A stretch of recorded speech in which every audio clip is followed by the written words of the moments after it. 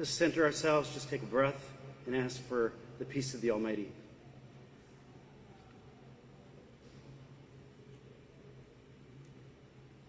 All peace begins in our own hearts. We pray the prayer of Francis of Assisi. Lord, make me an instrument of your peace.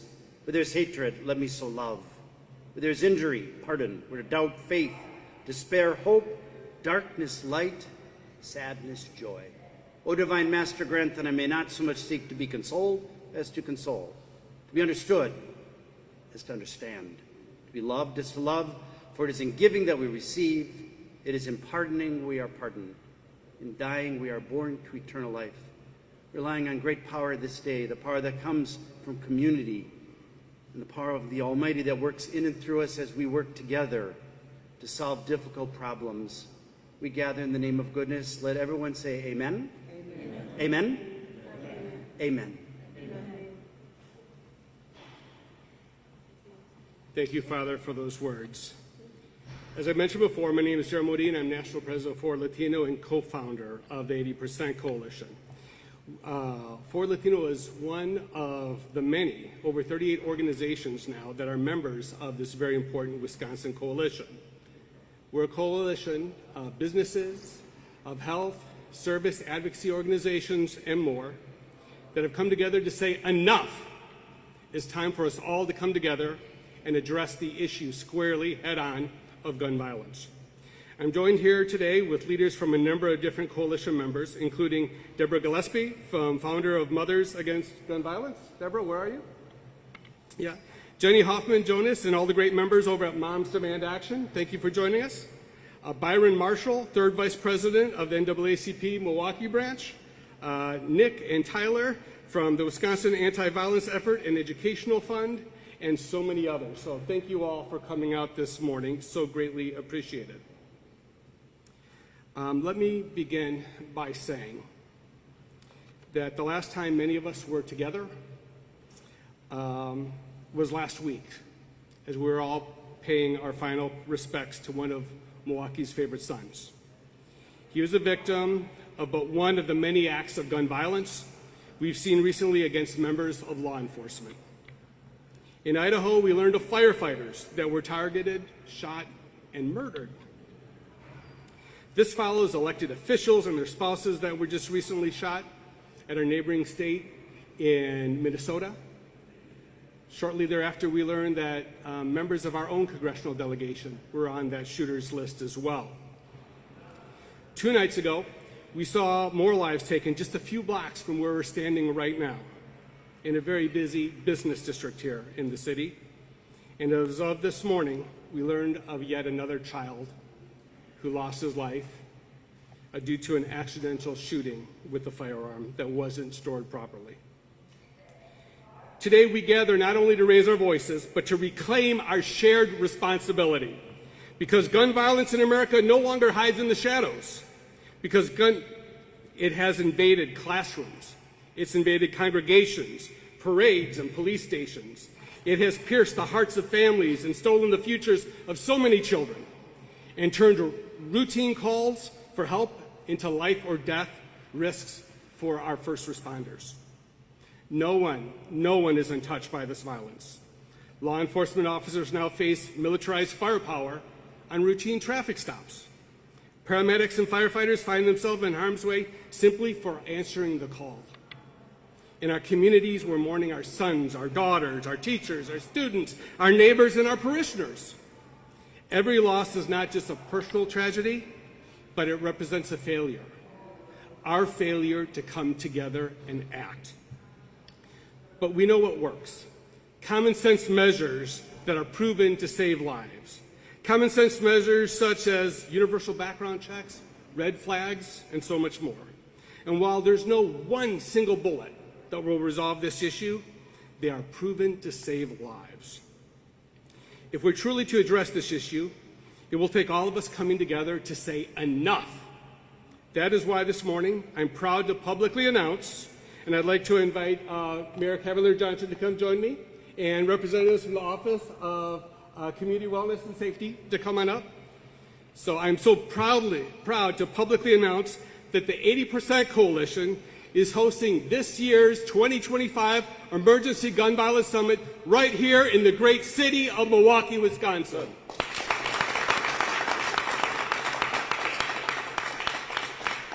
And we're so honored that the Office of Community Wellness and Safety is coming on this year to be a presenting sponsor. So thank you all once again for that support. And I'd like to present to the both of you a commemorative Emergency Gun Violence Summit book that we had created from last year's event, in which the mayor spoke so eloquently. So once again, thank you for your continued support and making us part of your comprehensive strategy to address gun violence here in the city of Milwaukee. Thank you. Thank you. I also want to thank Sheldon and Marianne Lubar, Susan Lubar, Madeline and David Lubar, and Joan Lubar and John Crouch for their very generous donation, which is helping to make the summit possible as well. The summit will be held on October 15th here at the Baird Center, and with the exception of the luncheon, it's very important everybody hear this. The entire event is free. We want everyone coming and learning from the valuable information we'll be providing. You're still required to register, but the event is free with the exception of the luncheon. At the summit, participants will hear from local, state, and national policy experts, elected officials, students, veterans, survivors, and so many more. There'll be more than a dozen panel discussions and workshops that will address everything from school safety to domestic violence to child, adult, and veteran suicide, community violence intervention strategies, legislative solutions, faith-based approaches to addressing gun violence, and so much more. Attendees will also hear from emergency room doctors and nurses, and mental health professionals, and first responders. It is for this full breadth of information and programming that our event, our Emergency Gun Violence Summit, has earned the reputation of being one of the most comprehensive and impactful gun violence prevention events nationwide. So registration, as of about 12 minutes ago, is now open. If you want more information, if you want to register and reserve your seat at this important event, please go to www.emergencygunviolencesummit.org and register today. It's going to take all of us. It's going to take all of us working together if we want to keep our families, keep our children, our schools, our houses of worship, and our places of work safe. So we invite you to join us for this very important event. It's now my great honor to invite the great mayor of the great city of Milwaukee to come and make remarks. Mayor Cavalier Johnson. Thank you. Well, good morning, and thank you, Daryl. Thank you to the 80% Coalition and really all of our partners who have joined us here today, not just for the announcement about the summit taking place here in the city later this year, but continuing to call to action the challenges that we face, not just in Milwaukee, but in Wisconsin and the United States around guns and gun violence. Guns are involved in a disproportionate amount and share of the violence that we see here in the city. Guns are used to threaten, they're used to shoot, they're used to kill too many people. And I've repeated constantly that I want guns out of the hands of people who should not have them. Again, people who should not have them. I'm not talking about law-abiding citizens. I'm talking about criminals who should not have guns and otherwise would use those guns to harm people in our community. I want guns out of the hands of people like, unfortunately, Daryl mentioned this, the young people who had them the other day that resulted in the death of a 13-year-old here in Milwaukee just last night. It was the last message that I got from the police before I went to bed last night, that a 13-year-old lost their life. I want people like 39-year-old Dante Gladney disarmed. Now, Gladney is accused of shooting and wounding Milwaukee police officer Sam Schwabenlander just last month. He's the person that I said was too damn old to be running around here brandishing weapons and causing mayhem and destruction here in our community and hurting one of our brave police officers. Gladney had 2 previous convictions for being a felon in possession of a firearm. That was before he shot Officer Schwabenlander. So that's the thing that I've been thinking about in my head. Why would somebody who has that sort of rap sheet, 2 previous convictions for being a felon in possession with a firearm, Why was he then able to still get his hands on a gun and then end up shooting and harming one of our police officers who was out there doing his job and working to make neighborhoods safer when people have been calling for that sort of action? I want people like Ralph Taylor Jr. disarmed. Ralph Taylor Jr. Is accused of first-degree intentional homicide for murder, and the murder of his 4-year-old son just last week. And yeah, he too was previously convicted of being a felon in possession of a firearm. Again, why is a felon who should not have had his hands on a gun in possession of a firearm? We need to do more work to make sure these people do not get their hands on these deadly weapons, and that's what they are. It's far too easy for those folks who shouldn't have their hands on guns to get their hands on them. So background checks, they've got to be a must for every single gun purchase. That's not a crazy thing. These are deadly weapons. There should be more things that we do to make sure that folks trying to get their hands on these weapons have some sort of checks. Gun owners, legitimate gun owners, they must be responsible in securing their weapons in order to reduce the chance that these guns are stolen. And it takes more than laws, more than policing. It takes family members, it takes neighbors, it takes community groups, it takes religious organizations, everyone to step up to make sure that guns are not used in anger. And I think that we have the capacity to do that in Milwaukee.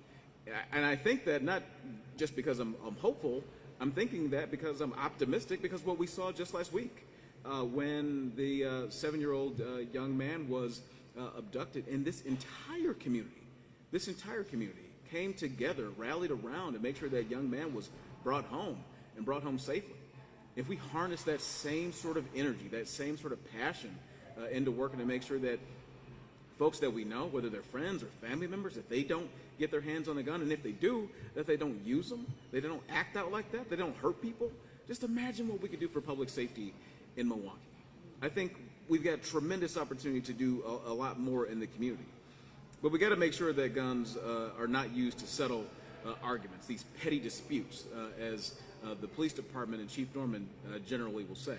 Right? You got too many people who have poor conflict resolution skills and then rely on a gun in order to settle that dispute. Because it used to be back in the day when I was growing up that you either walked away, maybe you yelled and left it at that.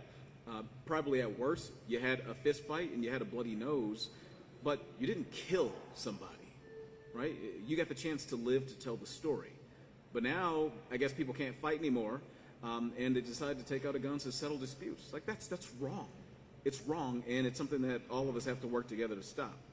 So we've got to make sure that guns are properly secured with gun locks, which are free for people in this community. You can go to a number of community-based organizations in order to get them, no questions asked. There's not an excuse.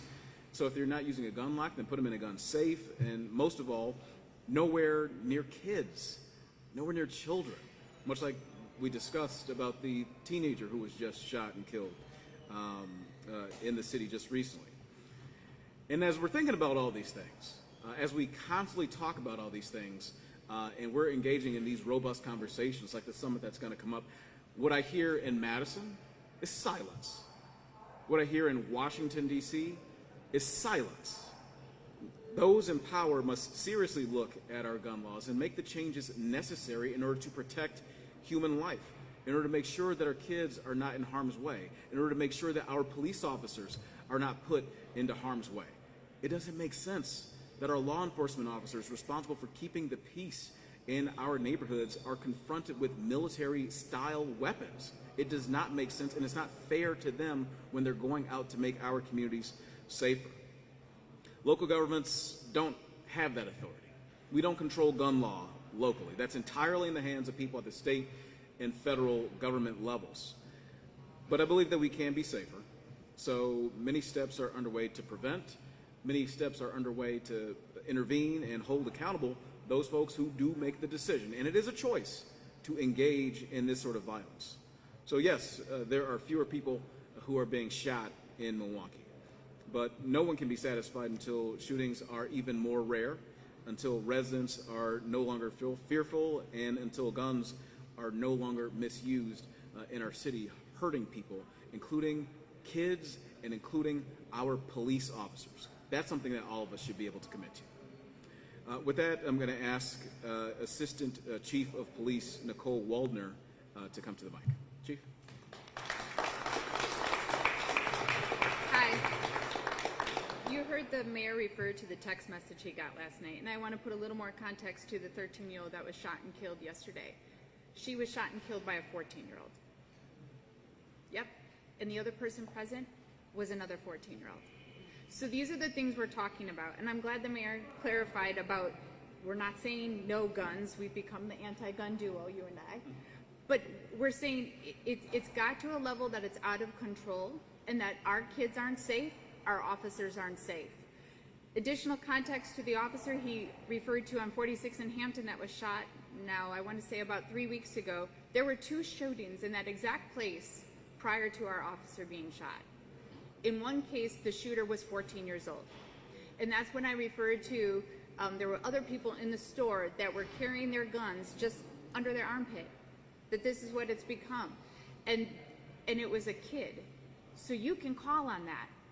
No matter how you feel about guns, kids can't carry them. So call us. We will come. We want to know. We want to intervene. And so that area has gotten a lot of attention. And I was happy to hear last week at a meeting, one of our community partners from Office of Community Wellness and Safety told me that one of the neighbors said she will only let her kids play in that park across the street from her house in that neighborhood if we are there. And that is light years away from 2020, right? So something is happening. The community trust is vested in our hands. They're trusting us. They're trusting the community wellness. They're trusting all of the community groups are out there. And I think that this coalition and this summit gives us all the opportunity to be in the same space to talk about this. Because whether you live in the city or you don't, there is no way this doesn't affect you. There's no way you can hear about a 13-year-old being shot and not feel something, or that a dad shot a 4-year-old. And unfortunately, all the officers and all the detectives that I work with know that intimately. So we may not be in that family, but we feel this every single day, and it takes its toll.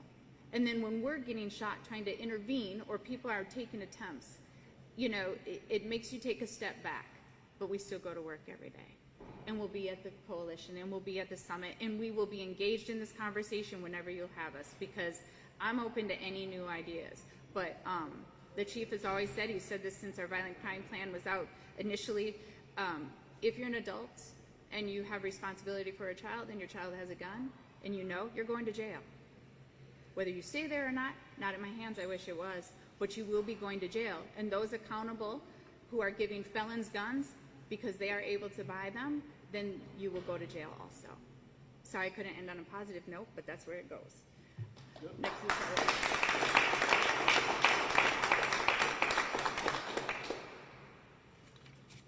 Good morning. I'm Skylar Belot, Assistant Chief of the Milwaukee Fire Department. I appreciate you guys inviting the fire department out to kind of discuss sort of our side of things as first responders and what we see and deal with. And I have a couple of my own personal stories that, family and friends affected by violence as well. So our firefighters and paramedics work hard and train regularly to best care for our citizens on a daily basis. We have resources throughout the city ready to respond and care for whatever the need may be. Traumatic injuries are some of the most concerning and challenging call types for us. We recently began carrying whole blood on 2 of our paramedic units in the city of Milwaukee to address traumatic injuries to help improve those outcomes, and we're starting to see some of that in play. And this is part of a larger mission throughout the county with our shared services partners as well, getting those initial resources to treat the injuries after the fact. Obviously, we're all here to discuss how we can prevent it in the first place, but the reality is there's an impact on the backside and how we respond. As we've heard from others, the impact goes far beyond the injuries to that individual. It's their family, it's the neighborhood, it's the community, it's schools, it's workplaces, it's the police department, fire department. Our families are impacted, our neighborhoods are impacted, our firefighters are impacted, and lives are changed forever. So for us, we typically are working 25 or 30 years in our career as firefighters. And the continued violence has a cumulative effect on our first responders. And this is the fire department, police department, other law enforcement, hospital staff, the people that live and work in the city. And internally, we try our best to manage that through our peer support, and the city offers EAP services. So we're getting a lot better at dealing with that, but the impacts are, as I stated, beyond just the victims themselves. I've been to several of the officer-involved shootings where MPD has lost officers, and it's heartbreaking, and my heart goes out to them. I couldn't possibly imagine. It's awful. My own family has been impacted by gun violence. 28 years ago, while I was in the training academy, my cousin was shot and was paralyzed. And my aunt's been dealing with that for 28 years now, caring for him. And he hasn't had the opportunity to live his life and fulfill any of his potential, much like the rest of the people in the city that have gone through similar circumstances. Beyond my family, one of our firefighters who was, I was working one day, he was off duty in the city of Milwaukee, somebody attempting to steal his vehicle, he was shot. That trauma and that after, the effects of that carry through with him on the job, as well as the things he sees on a regular basis working here. Another one of our firefighters had experience, being shot at while at work, similar to the police department. And what it comes down to is how do we get people in the community to take a hold of this, have responsibility for yourselves, for your children, securing your weapons, conflict resolution, as they discuss things that will come up in the summit. We have to find better ways to deal with our problems, because the way things have been going and the result of it are just, it's too much for the city to bear. And getting everybody involved from the community and our partners and families the most. You're in the homes with your kids and other friends or family members. Speak out, take action, do what you can to help us prevent this tragedy for other families in the city. I appreciate it. Thank you.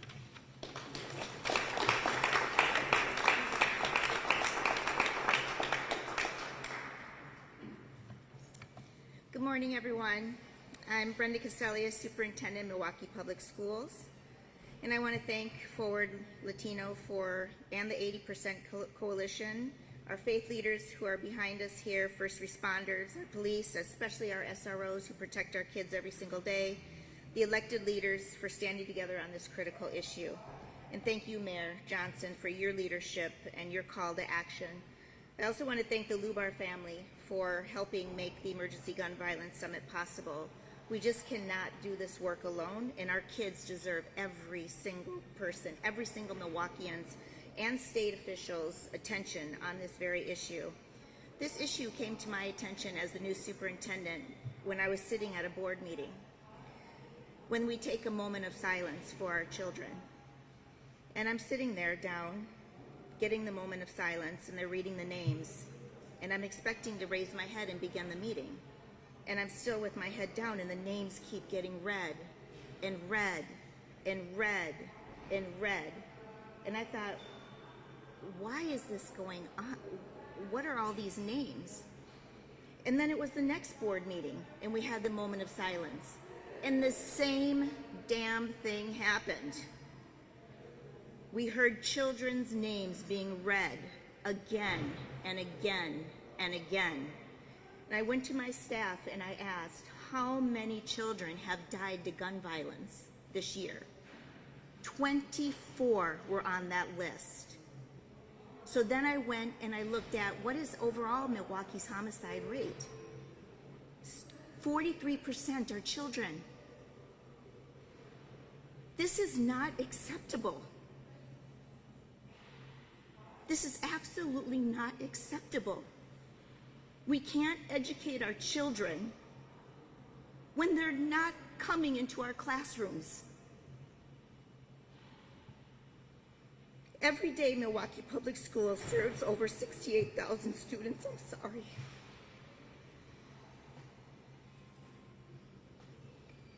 Too many of them are living with the constant fear and trauma of gun violence in their neighborhoods and in their homes too.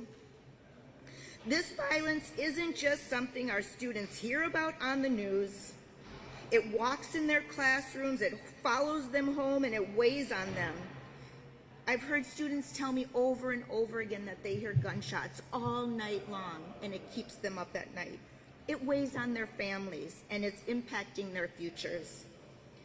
We see the impact in our classrooms, in disruptive learning, in rising anxiety among our children, their mental health, and in students struggling to see a future for themselves. It impacts our attendance rates. It creates perception that it has to be this way. Let us all be crystal clear. It doesn't have to be this way.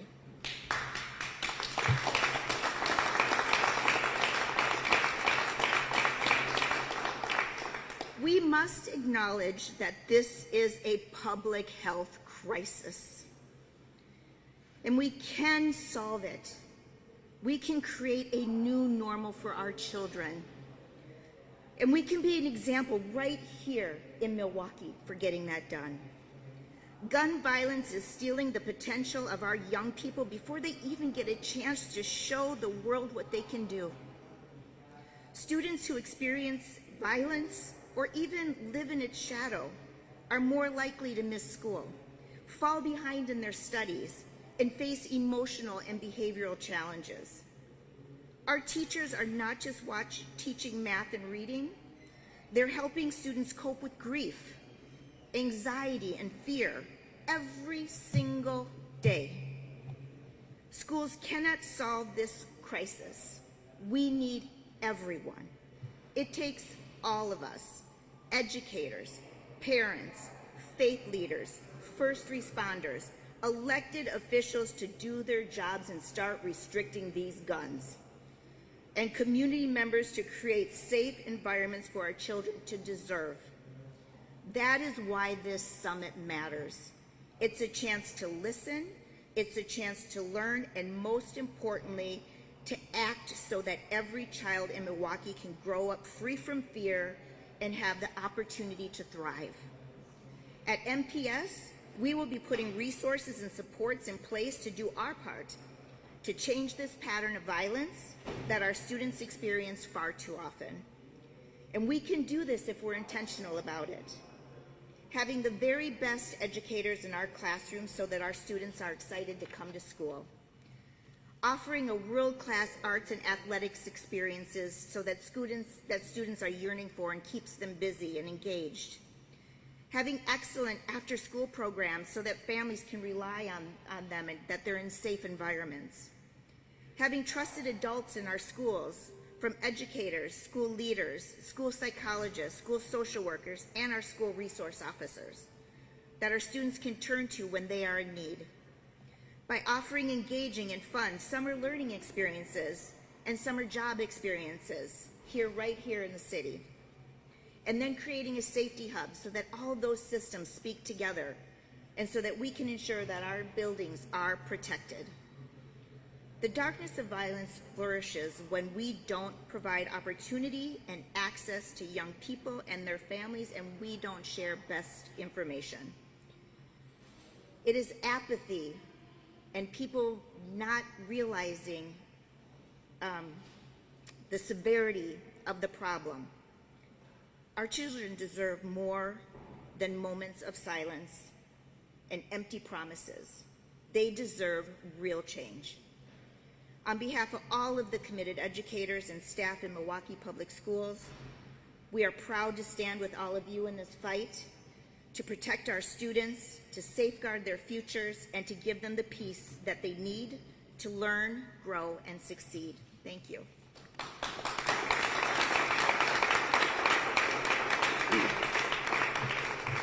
Thank you so much, Superintendent, for those very moving and impactful remarks. Before I wrap things up and open up the floor to questions, I want to dispel two myths. Number one, I, like the majority of the members of the 80% Coalition, own a number of firearms. I grew up hunting with my family and my father. I passed that tradition along to my children. So this isn't an anti-gun movement. It's an anti-gun violence movement, right? And it's impacting us each and every family. Almost to a person, every time I meet with a gun violence survivor, the first thing they ask me is, why hasn't somebody done something already? Help us get this done so I don't have to worry about you uttering those words one day. Number two, while we've talked about a lot of local examples of gun violence here, it's clear, the numbers don't lie. The number one reason lives are lost to firearms in the state of Wisconsin is not from what people would consider murder or criminal activity. It's from adults taking their own lives with firearms. The overwhelming number of those folks live in rural communities. They're older individuals. To be frank, they're white, older gentlemen. The reason you don't hear about it on the news, I think we all understand, is out of respect for those families. But it's happening in every county, in every district throughout the state of Wisconsin. So if you think this is a city issue or a black and brown issue, you are sadly mistaken. This is a Wisconsin issue that we all need to address together. So with that being said, we'll now go ahead and open up the floor to members of the accredited press for any questions you may have. Yes. This might be a question for Assistant Chief Faulkner.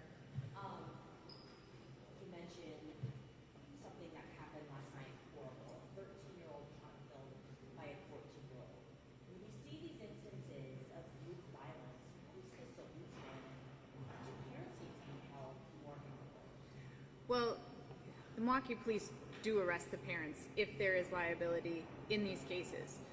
But this is what, and I've said this before and I can't remember when, we have the Constitution we have to abide by. I can't go in your house and search your kid's room, but you can.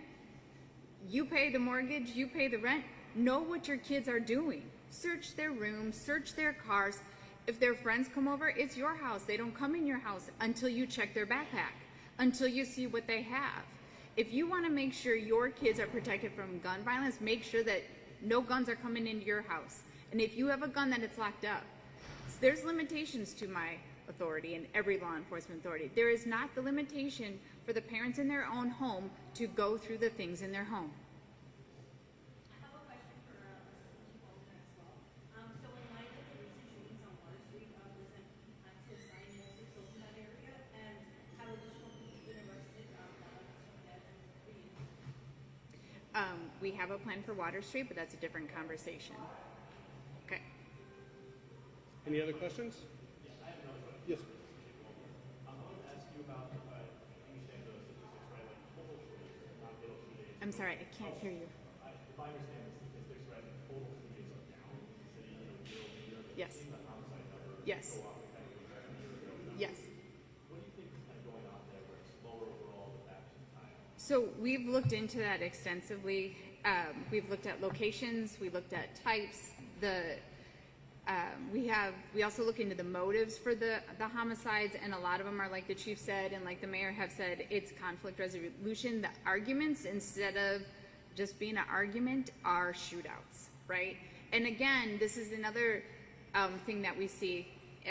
It's not one person shooting, it's multiple people having guns in the same scenario. So you and I are fighting, but we both have guns and we have no control, and then we just shoot. There's no desire to work things out. There's no desire for a peaceful ending.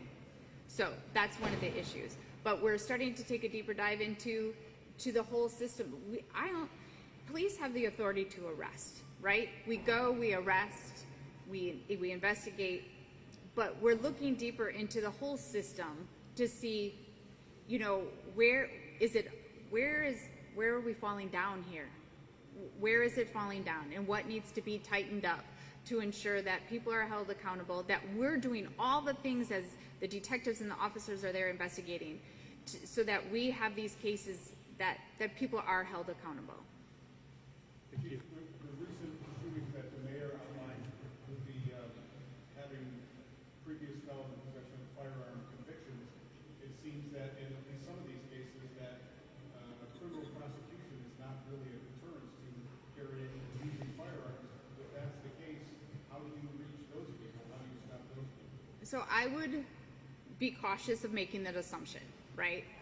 I think that's part of the deeper dive and that we look at, and I ask that anyone involved in the justice system also look at those things and their role in it. But there are so many things that go into the courts. I've been on for 28 years. It could be victim not showing up. It could, there's all these other things. In the case, one of the deep dives we looked at is how many are related to domestic violence. But then you look at domestic violence and how many people don't show up. right? It takes about 8 or 9 times with the justice system for a victim to say enough is enough.